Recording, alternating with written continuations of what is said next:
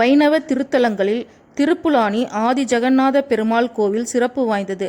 ராமநாதபுரம் அருகில் இருக்கிறது திருப்புலானி திருத்தலம். இந்த பெருமாள் கோவில் இராமாயண வரலாற்றுடன் தொடர்புடையதாக உள்ளது. இந்த ஆலயத்தில் இருந்து சுமார் 4 கிலோமீட்டர் தூரத்தில் சேதுக்கரை அமைந்திருக்கிறது. இந்த ஆலயம் பற்றி சில அரிய தகவல்கள்.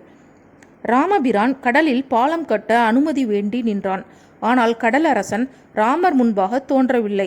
எனவே ராமர் கடலின் மீது பானம் எய்த முயன்றார். இதனால் பயந்து போன சமுத்திரராஜன் தன் மனைவியுடன் அங்கு தோன்றி ராமபிரானை சரணடைந்தான். இதை நினைவூட்டும் விதமாக இந்த ஆலயத்தில் சயனராமர் சன்னதி முன் மண்டபத்தில் சமுத்திரராஜனும் சமுத்திரராணியும் வீற்றிருக்கின்றனர். அருகில் ராமருக்கு உதவிய விபீஷணனும் இருக்கிறார். கடலில் பாலம் அமைக்க சமுத்திரராஜனிடம் அனுமதி வேண்டி 3 நாட்கள் காத்திருந்தார் ராமபிரான். அந்த 3 நாட்களும் தர்பை புல்லின் மீது சயனம் கொண்டார்.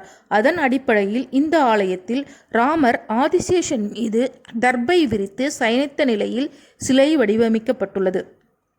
சீதையை மீட்க செல்லும் முன் தங்கிய தலம் என்பதால் இங்கு சீதை இல்லை.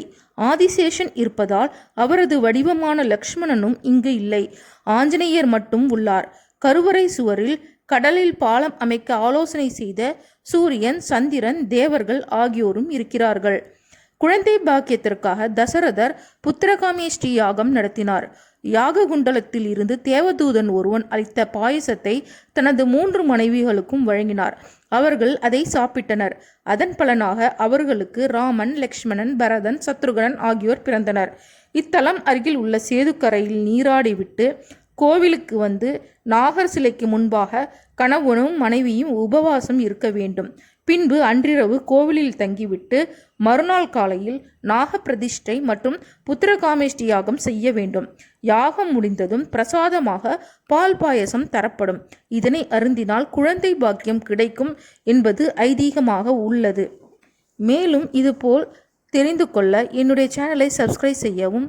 தேங்க்யூ ஃபார் வாட்சிங். லைக் பண்ணவும், ஷேர் பண்ணவும்.